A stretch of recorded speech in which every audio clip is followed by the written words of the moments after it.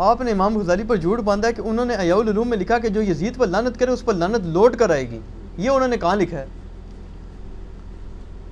ہاں جی لکھا ہے، کیوں نہیں لکھا؟ او بلکہ یہ ادھر سے لیپ ٹاپ نکال کے دیں جی، میرا اے پہ ہے میرا لیپ ٹاپ، میں تو ورڈ بائی ورڈ پڑھ کے سنا دینا،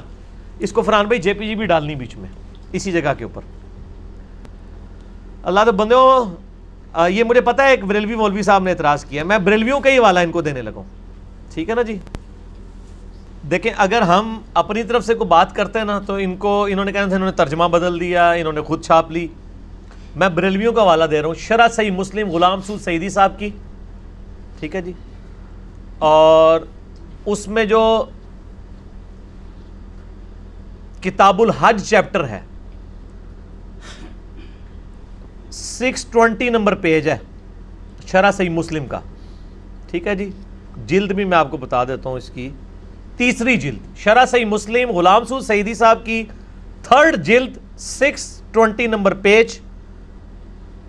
انہوں نے امام محمد غزالی کے حوالے سے احیاء العلوم کا حوالہ نقل کیا اور نیچے فٹ نوٹ پہ لکھا ہے امام محمد بن محمد غزالی متوفہ 505 ہجری احیاء العلوم، آگے لکھا ہے جلد 7 پیج 49 مطبوعہ مصر 1311 ہجری 1311 ہجری میں یہ مصر سے چھپی ہے، اس کا ترجمہ میں نے نہیں کیا، غلام سود سعیدی بریلوی صاحب کر رہے ہیں، ٹھیک ہو گیا جی۔ ہیڈنگ بنائیے یزید پر لعنت کے سلسلے میں امام غزالی کی رائے۔ میں تو یزید کے خلاف ہوں اور میں امام غزالی کے بھی خلاف ہوں، اس کی وجہ سے یہ نہ سمجھیے گا کہ میں امام غزالی کی سپورٹ میں میں بتا رہا ہوں بریلویوں کو ان کے گھر کی خبر بتا رہا ہوں کہ آپ اپنے بزرگوں کی بھی ذرا خبر لیں۔ امام غزالی لکھتے ہیں،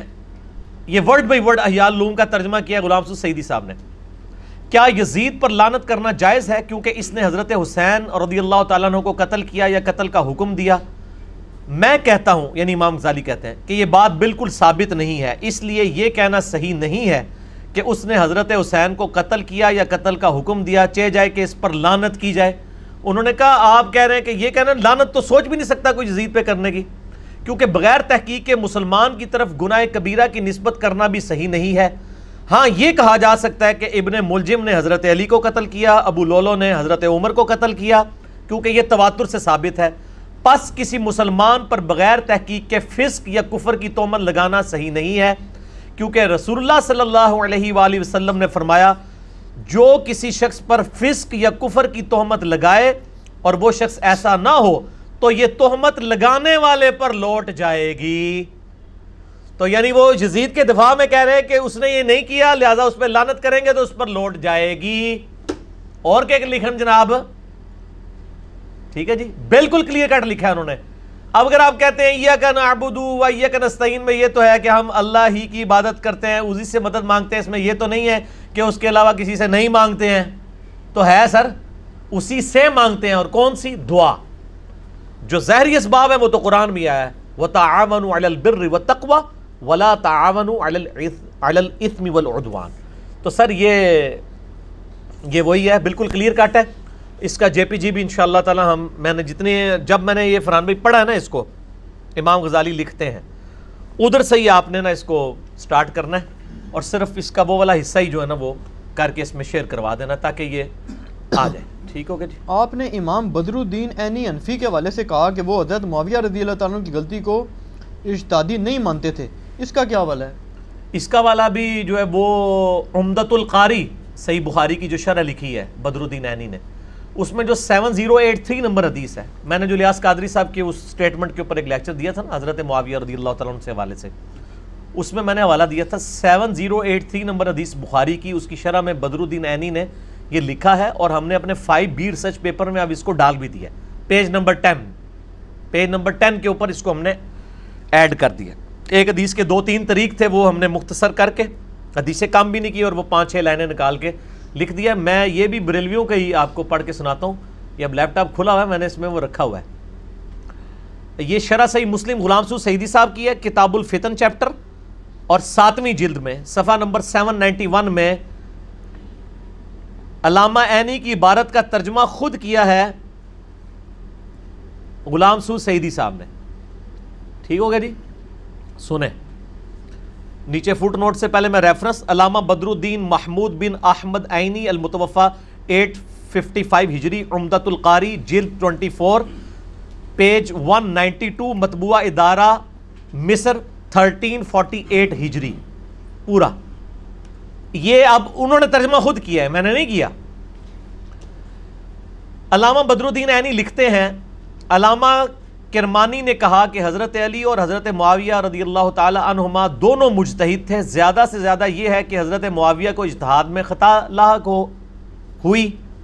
ان کو 1 اجر ملے گا اور حضرت علی کو 2 اجر ملیں گے۔ علامہ عینی مزید لکھتے ہیں، میں کہتا ہوں کہ حضرت معاویہ کی خطا کو اجتہادی خطا کیسے کہہ دیا جائے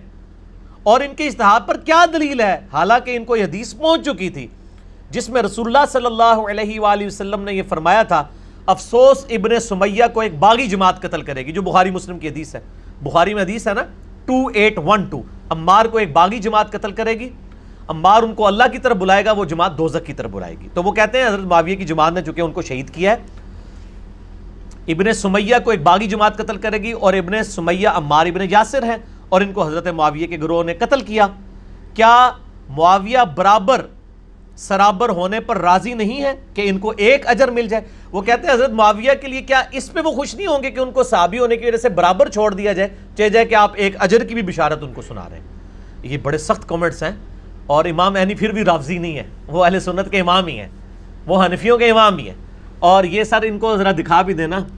عینی صاحب نے تو ایک کام کیتا نا، اسی تو پھر دکھاؤ جی انہوں ریسرچ پیپر، یہ تو لازمی۔ واقعہ کربلا کا حقیقی پس منظر 72 صحیح الاسناد احادیث کی روشنی میں، جس میں نے اہل سنت کی مین سٹریم کی کتابوں سے 200 روایتیں، بخاری، مسلم، ابو داؤد، ترمذی، نسائی، ابن ماجہ اور باقی اہل سنت کی کتابوں سے 70% بخاری و مسلم سے ہیں۔ اردو میں بھی ہے، عربی میں بھی ہے، ہندی میں بھی ہے، انگلش میں بھی ہے، اور فارسی کا کام بھی الحمدللہ مکمل ہونے والا ہے۔ اس میں نے یہ اب پیج نمبر 10 کے اوپر ایڈ کر دی ہے، ٹھیک ہوگا جی۔ تو یہ پیار محبت علماء ہم سے فرماتے رہیں تاکہ ہماری اصلاح ہوتی رہے، کیونکہ یہ تو چلتی ہے تجھے اونچا اڑا دے۔ جو امام عینی ہے، ان کو اہل حدیث کا ہے، ان کا کیا سٹیٹس ہے؟ اہل حدیث بھی مانتے ہیں، ظاہر ہے امام عینی تو بہت بڑے امام ہیں، اہل حدیث کی جو ہے کوٹ کرتے ہیں، اسماء و رجال کے اوپر کوٹ کرتے ہیں۔ جب اہل حدیث نے اپنے حق میں حدیثیں سپورٹ کرنی ہوتی ہے، اس میں اسماء و رجال کے امام کے طور پہ ان کو کوٹ کر رہے ہوتے ہیں۔